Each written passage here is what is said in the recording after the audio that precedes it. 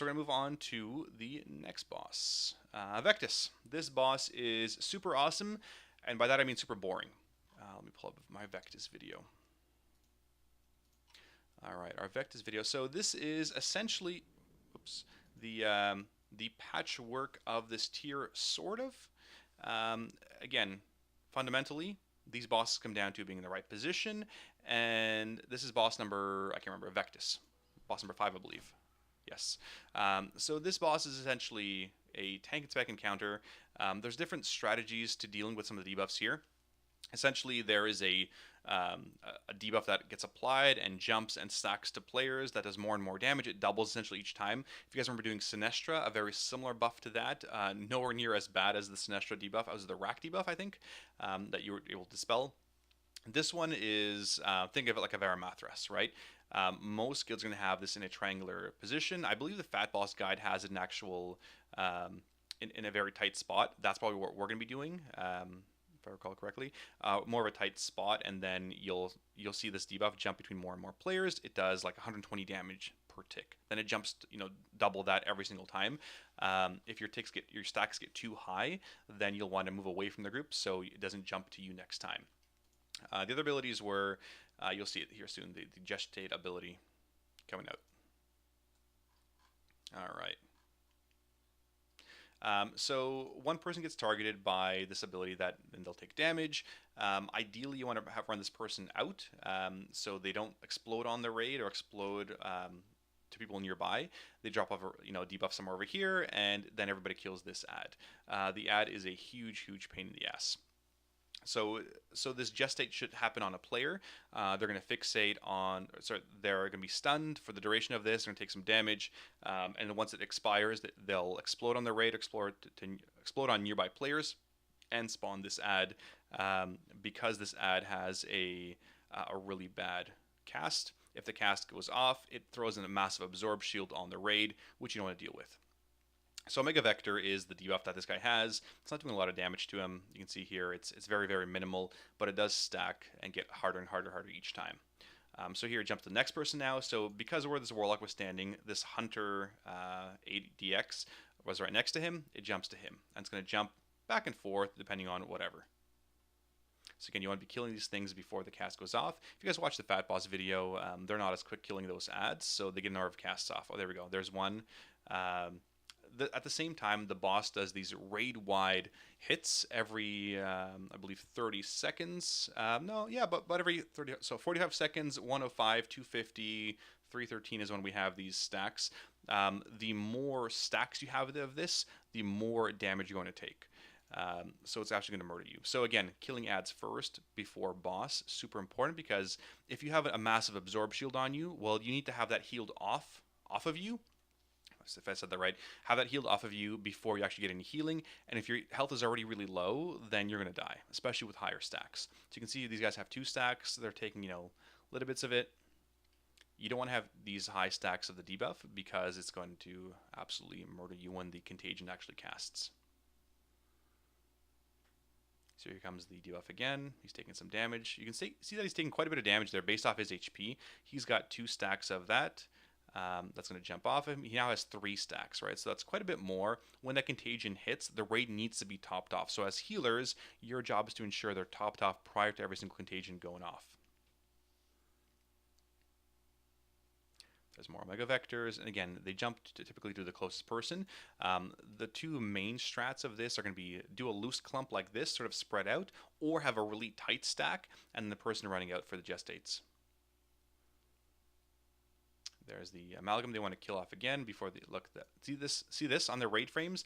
This is stuff that needs to be healed off, right? This is additional wasted healing that you didn't need to do if the DPS killed it in time. You'll obviously get 1 cast off or whatever. Now, what he does in phase 2, that was phase 1 in a nutshell. This is phase 2. He begins to liquefy, and when liquefy happens, he goes into one of 6 potential positions. There's one here, one here, one here, one here, and then there's some on the opposite sides.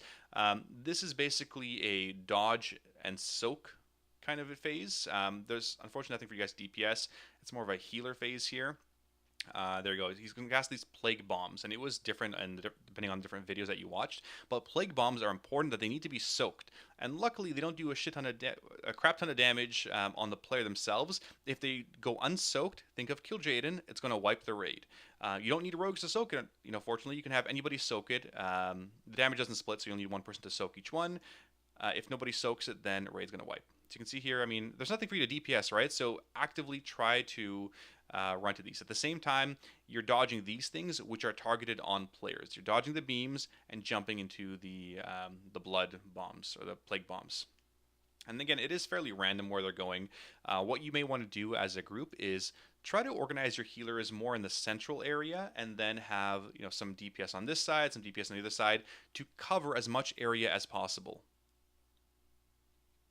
You can see they're decently spread out, but again, there's nothing to DPS at this point. You're just dodging stuff. You're popping your personal cooldowns. You can see how quickly they're dropping low here.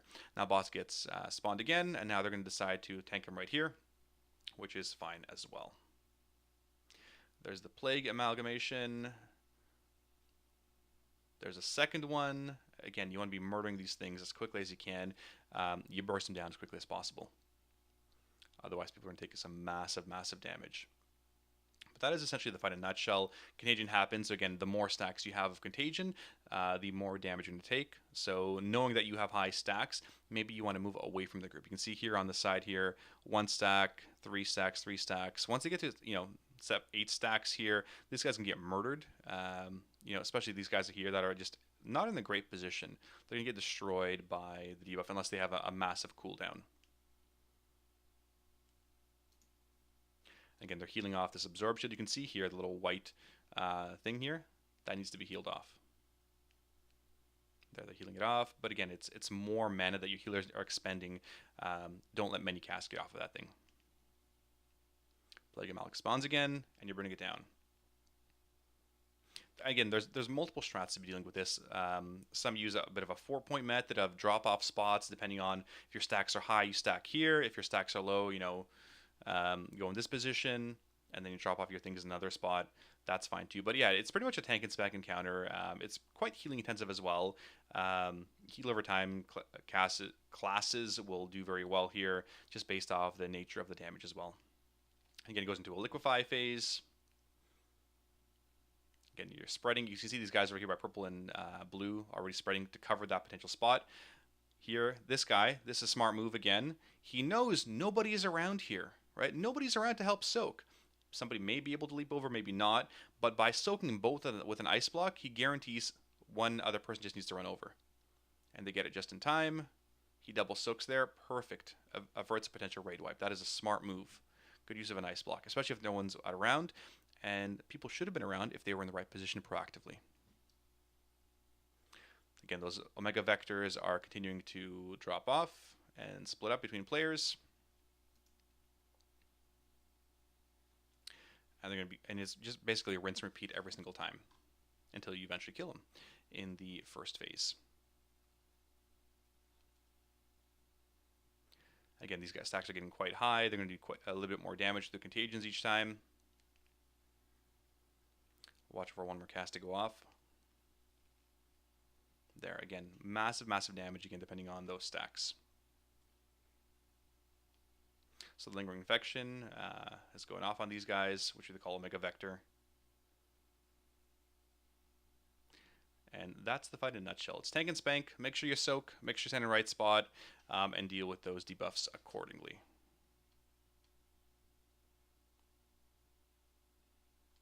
All right.